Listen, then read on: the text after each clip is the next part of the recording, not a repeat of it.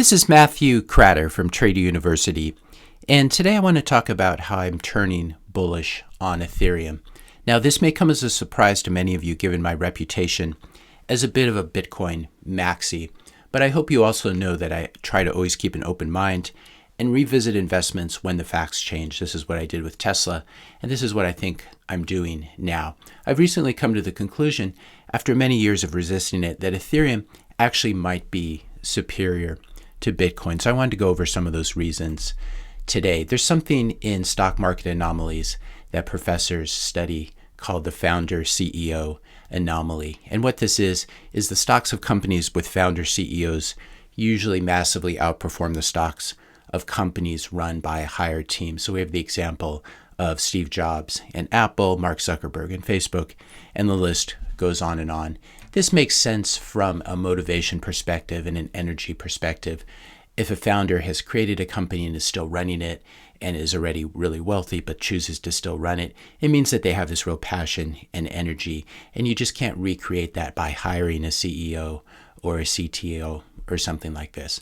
And this is the real disadvantage that Bitcoin has. Ethereum is still run by one of its founders, Vitalik, while Bitcoin is not. Now, it's important to realize that ETH is a token. It's not equity in a company like stock is, but I suspect that the same anomaly may also apply to crypto.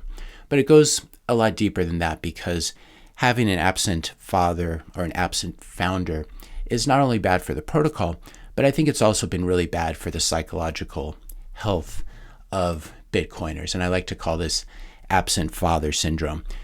Basically, once WikiLeaks started using Bitcoin or was thinking of using Bitcoin, Satoshi was under a lot of pressure. He was a fairly cowardly person, and he left under the circumstances.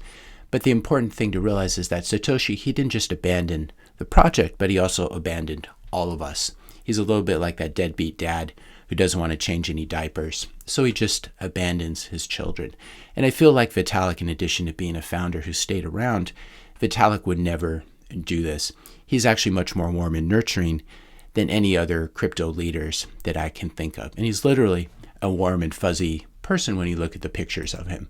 And I think this is important for setting the tone for the new world reserve currency. Here's another reason why having a founder running things is so important to me. The problem with Bitcoin is it can be difficult to know whom to bribe. But with Ethereum, it's much more clear. And if you're already fiat rich like I am, it's really important to make sure that you can retain that privileged position in the new crypto world order. And this is very difficult to do with Bitcoin. You actually have to do the work and run a miner and run the proof of work algorithm to create new coins, or you have to spend a lot of money and buy them. But with a coin like Ethereum, with a living founder, something that's moving to proof of stake, it means that I can basically get together with my rich friends and wield some pretty significant influence on the protocol and the ecosystem. And by contrast, I feel like Bitcoin is it's so cold and it's so unchanging and it's so inflexible. And in many ways, Bitcoin really does mirror its founder in this way. It's just a disgustingly aloof protocol. I feel like Bitcoin doesn't love me, but I feel like Ethereum definitely could.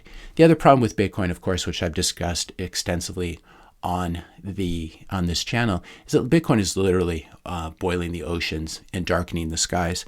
You may have seen the weather lately. It's been quite extreme in many places.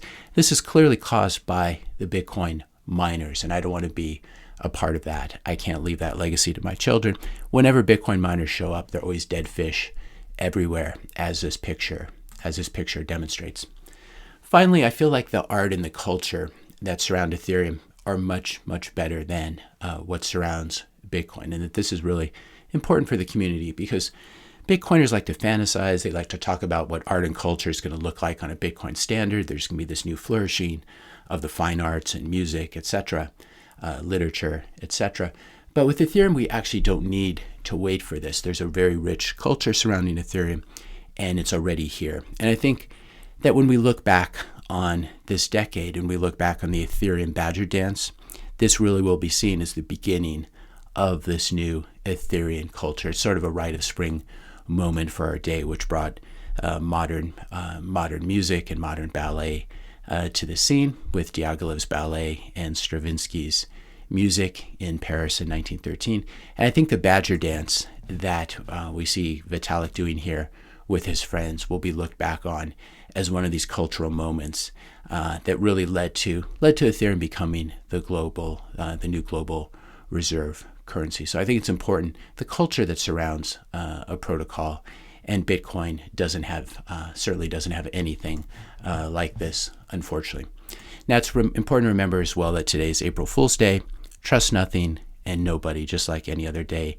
It's much better to be able to verify than to trust. So hope you have a good April Fool's Day, and I'll see you tomorrow. If you enjoyed this, hit that subscribe button, hit the like button, maybe share this video with a few friends, especially if they're fans of Ethereum.